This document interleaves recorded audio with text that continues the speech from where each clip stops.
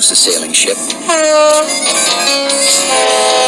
Hi, Hank, called Rebecca, the research vessel.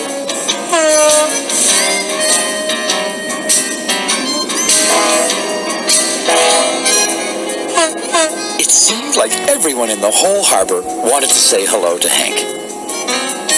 "This is the friendliest harbor in the whole world," Hank shouted out loud.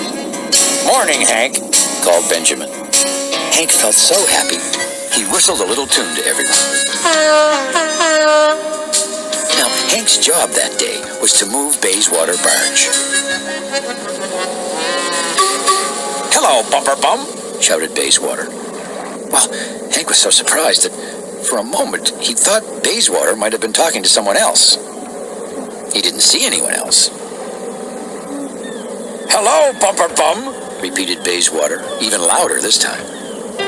There was no doubt about it. Bayswater was talking to him.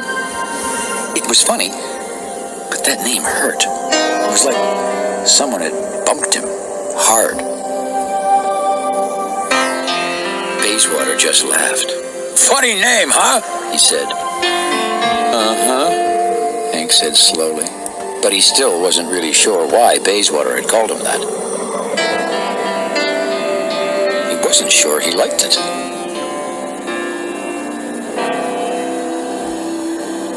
A little later, Hank arrived at the oil refinery with Bayswater.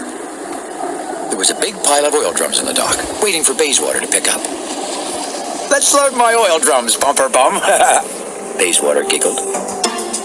Well, by this time, Hank just had to say something. "Ready when you are, Barge Bum." Bayswater began to laugh and laugh.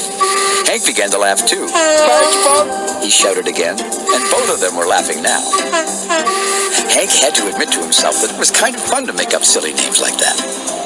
"Hurry up, Bathwater," he hooted. Hank began laughing so hard, his whistle made a funny sound. "Ha ha ha!" roared Bayswater. "You sound like a big goose.